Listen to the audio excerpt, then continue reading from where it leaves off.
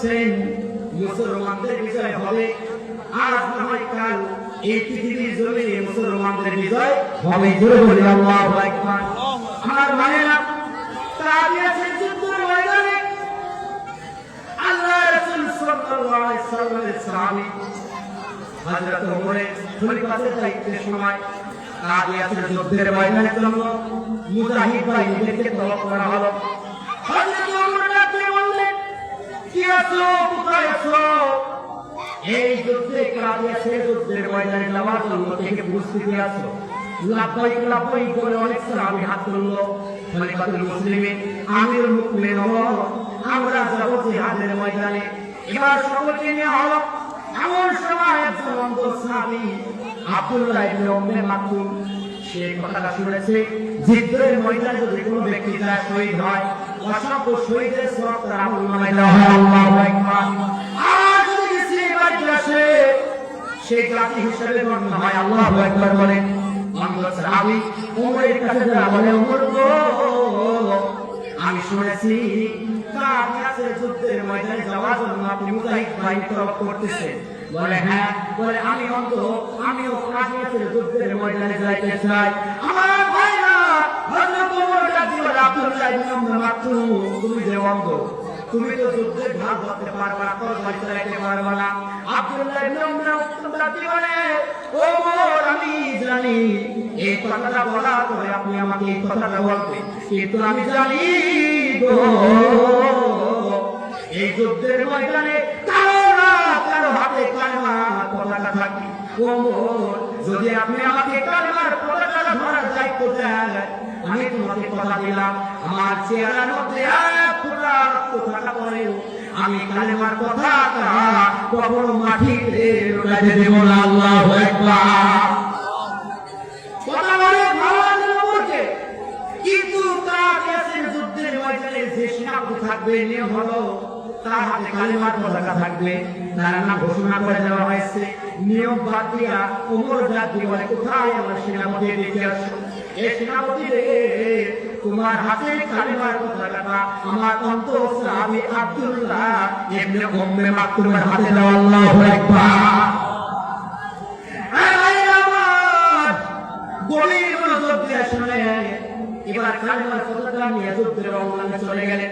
চতুর্দিকে যুদ্ধের দাওয়া বেজে উঠলো, যুদ্ধের বাতাস শুরু হয়ে গেল। এমন সময় কাফের বেঈমানরা অনেক দূর থেকে নজর করে দেখে তার হাতে যেন কালেমার পতাকা উঁচু করে দাঁড়িয়ে আছে। কাফেররা মনে করলো মুসলমানদের যুদ্ধের মধ্যে যার হাতে কালেমার পতাকা থাকবে, সে তো মুসলিম ছাড়া কেউ হতে পারে না। আল্লাহু আকবার বলে।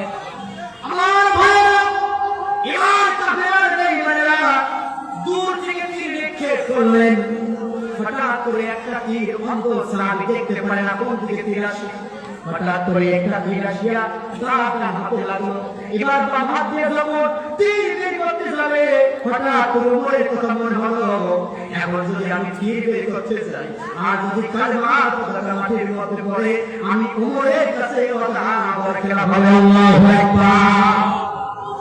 তীর বের করলেন, কিন্তু ভাইরা আমার, একটু পরে আমার আরেকটা তীর আসিয়া তার বাম হাতে লাগলো।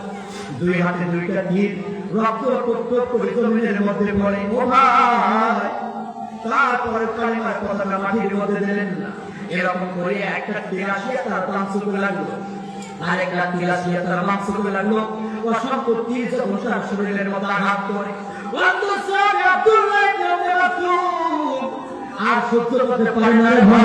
ভাই, এবার মাটির মধ্যে রয়েছে পড়ে গেলে, যুদ্ধ থেমে গেল, মুসলমানেরা বিজয় লাভ করলেন। আল্লাহু আকবার। হঠাৎ করে ওমর ডাকতে বলে, কোথায় আমার অন্ধ সাহাবী আব্দুল্লাহ ইবনে উম্মে মাকতুম? কোথায় আমার অন্ধ সাহাবী, তুমি কোথায়? খোঁজাখুঁজি করার পরে দেখে পাহাড়ের এক কোণার মধ্যে কে যেন কালেমার পতাকা যখন করে ধরে মাটির মধ্যে পড়ে আছে। আল্লাহু আকবার। দৌড় দিয়ে চলে গেলেন। যারা থেকে কতক্ষণ পর্যন্ত শেয়ার বেঁচে ছিল না, কিন্তু ভাই রে ভাই, ওই অন্ধ সাহাবী জীবন চলে গেছে রে, তারপরে কালেমার পতাকা মাটিতে লুটাতে দেয় না। আল্লাহু আকবার। এই মুসলমান, এখান থেকে শিক্ষা নেন, একজন অন্ধ সাহাবী জীবন দিতে পারলো, নিজের শরীরে তাজা রক্ত চুইয়ে দিলেন, ইসলামের জন্য জীবনের জন্য রক্ত কুরবানি করে দিল, তারপর কালেমার পতাকার সম্মান নষ্ট করে নাই। আমাদের এখানে জিহাদের ডাক চলে আসে, ইসলামের জন্য জিহাদের ময়দানে যদি যেতে হয়, ইসলামের জন্য রক্ত দিতে হয়, স্ত্রীর কাছ থেকে মিলাই নেব, সন্তানের কাছ থেকে মিলাই নেব, কাপড়ের কাপড় মাথার মধ্যে বাঁধিয়া আল্লাহু আকবার স্লোগান দিয়া ধানের মারা উত্তাকে রাত্রি করে বঙ্গোপসাগরে বাঁধিয়া দিয়া আল্লাহ দিন কায়েমের জন্য রাত রাত আছেন, দুহাত তুলে দেখা।